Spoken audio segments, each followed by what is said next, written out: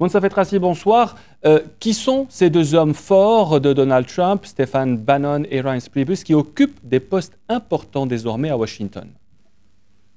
Alors, Steve et Reince sont les deux nouveaux piliers d'équipe du nouveau président américain. Donald Trump était tout fier d'annoncer leur élection. Selon lui, ce sont deux dirigeants très qualifiés et très puissants qui ont bien travaillé ensemble pendant la campagne et qui ont contribué à cette victoire historique. Alors, il est clair qu'il veut les avoir à ses côtés à la Maison-Blanche, a-t-il affirmé, pour une Amérique meilleure. Stephen Bannon est considéré comme personnalité politique la plus dangereuse d'Amérique. C'est lui qui va gérer les coulisses de la Maison-Blanche et croyez-moi, il a beaucoup d'expérience dans le domaine. Pourquoi il est qualifié de dangereux? C'est notamment dû au fait que son expérience chez Breitbart, le site d'information ultra-conservateur, fait de lui un homme de droite alternative, un mouvement qui rassemble des nationalités blanches immigrées et des personnes radicalement opposées à l'établissement politique. D'ailleurs, je vous donne un exemple que vous allez sans doute comprendre. La députée française d'extrême droite, Marion-Maréchal Le Pen, a annoncé être prête à travailler avec Bannon et qu'elle était très fière de son élection. Pour ce qui est de Reince Priebus, c'est bien, ce dernier promet d'abroger et remplacer la réforme Obamacare.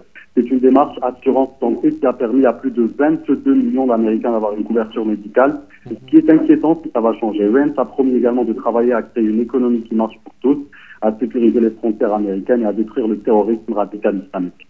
Les protestations anti-Trump ne connaissent pas de répit, Monsaf.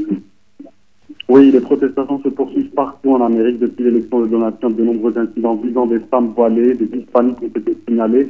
Et en réponse à ces agissements, beaucoup ressentent le besoin de partager leurs résolations, surtout quand ces derniers voient que Donald Trump joue dans l'apaisement, parce que depuis le début des protestations, il n'arrête pas de les décrire, ces protestations, comme la passion des manifestants, qui selon lui aiment tellement leur pays qu'ils sont prêts à tout pour le sauver, alors que ce n'est pas du tout le cas de leur côté, car leurs revendications sont totalement différentes.